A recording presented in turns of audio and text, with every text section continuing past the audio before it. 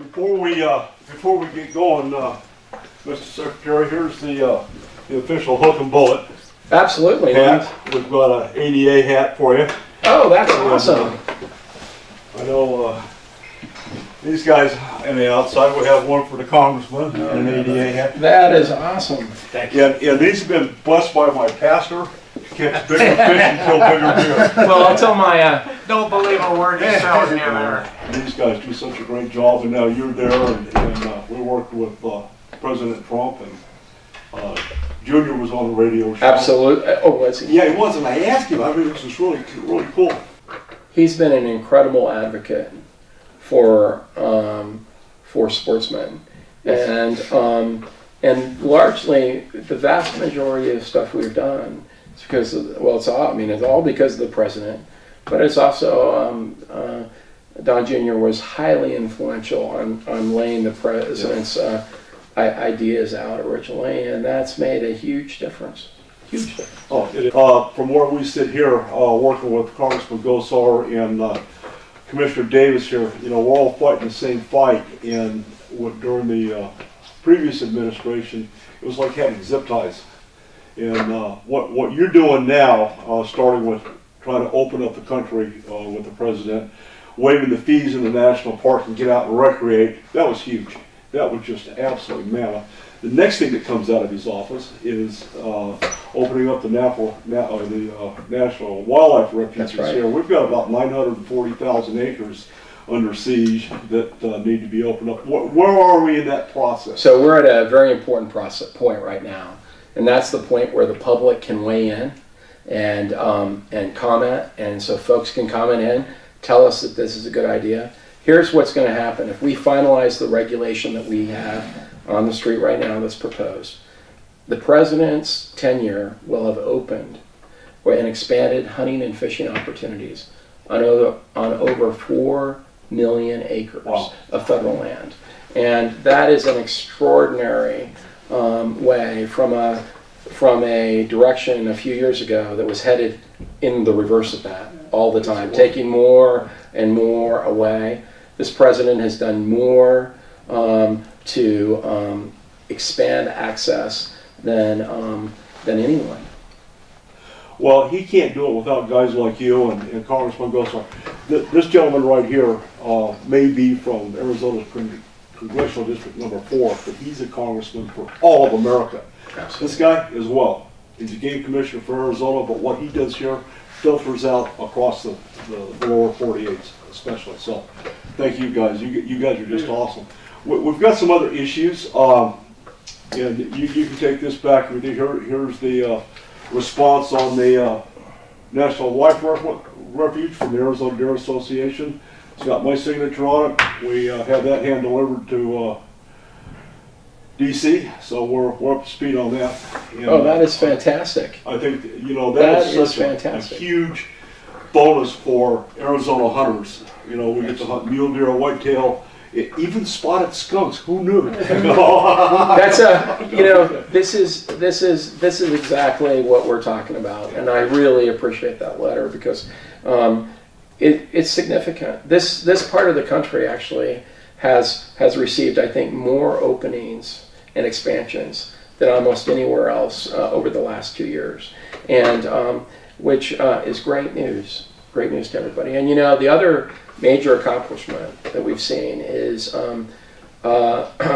Congressman Gosar, Senator McSally, others worked to develop the Dingle Act, which was the largest public lands package to pass in over a decade and a half. And when that passed, it included language in it that said federal agencies needed to recognize that hunting and fishing opportunities were meaningful. They needed to be considered in management decisions. And that's the first time that's ever been enshrined in law the way it is. And to provide access to everyone going forward. And so it's locked in. It'll take a statute to undo it. And the congressman and others really did a good job with that. And that's great for us. Yeah, absolutely is. you know, we've got some other issues here. I know Congressman Gosar and Commissioner Davis have been working with the department and the National Park Service on the American bison issue, and I understand you're going to go see the. I am. I'm going to be up there. Canyon. I'm going to be up there tomorrow. So that's great.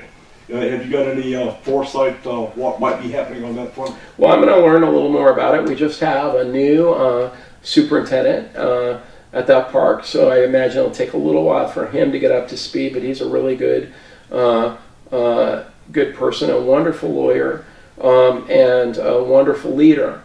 And my thought is, you know, he'll work closely with the state, and we'll see where we can find common ground. And we have places where we have engaged in creative programs with other states. And so I'm very optimistic that we can find a pathway forward here. In his credit, the new superintendent has already reached out to the department. So there has been, you know, further discussions about the issue, and so I mean, it's been a net big positive. That's great. Yeah, well, that's great. There's other opportunities up there. We're going up there.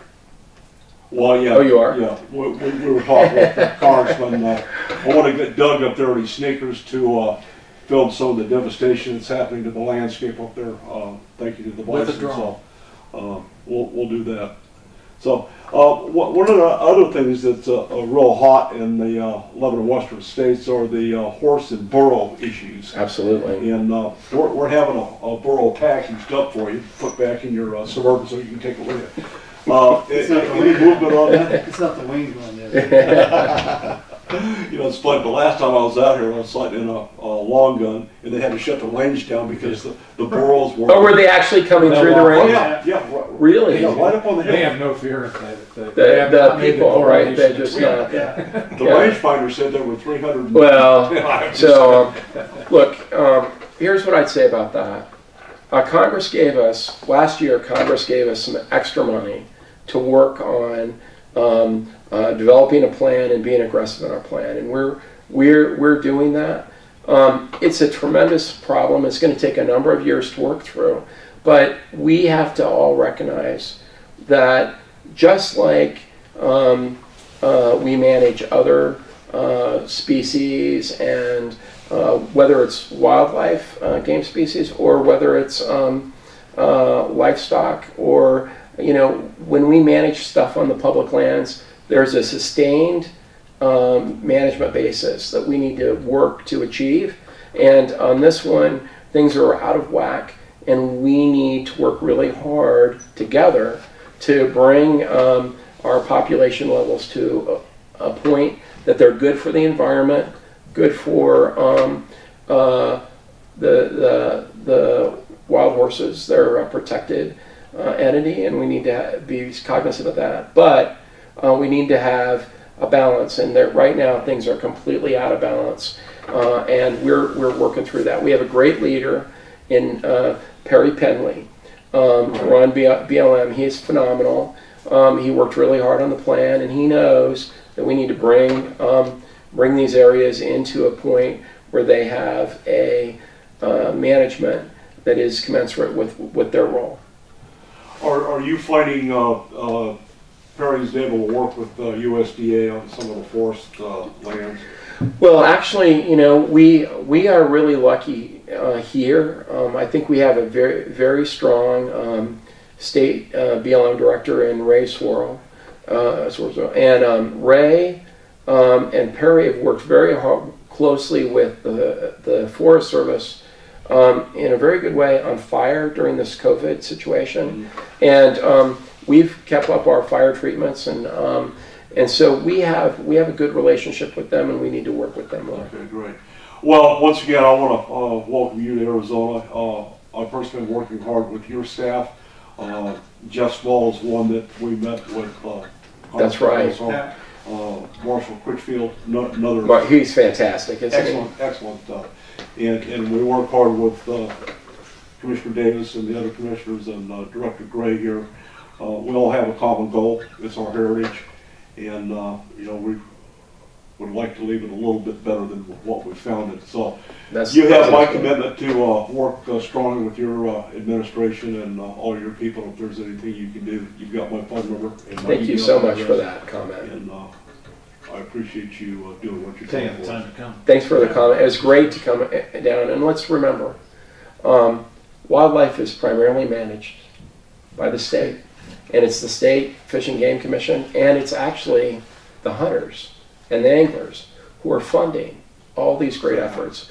And you know, that's really where conservation begins, with that first step into the field, or first step. In fact, I think you were supposed to be here the COVID-19 started. That's exactly right. The 13th March 8th, I March think it 8th. was. That's right. Yeah. That's right. And yeah, we're sorry you missed you there. And then we were supposed to, no, March 8th, we were supposed to fly Yeah, we're supposed to follow. 18A. On the 9th, we went up and filmed it, and we're scheduled to fly that again. And Marshall has all of the That's right. We had a nuances plan. on 18A. I mean, That's right. that's a 500,000 acre 5-year project that we're doing with the game department, HPC. And it's not just wildlife. It's we just did a grant for reduction of fuel. Is that right? In there, and that's right in the middle of CD4. That's saving lives and building and property and livestock Absolutely. and wildlife. So what we do is for all of God's little creatures. It's certainly a symbiotic relationship with the landowners, the ranchers, and the villagers. That's right. So anyway, hey, it takes a village. Hey, I'm Don McDowell, and I want to thank Commissioner Davis, Congressman Gosar, and Secretary David Bernhardt.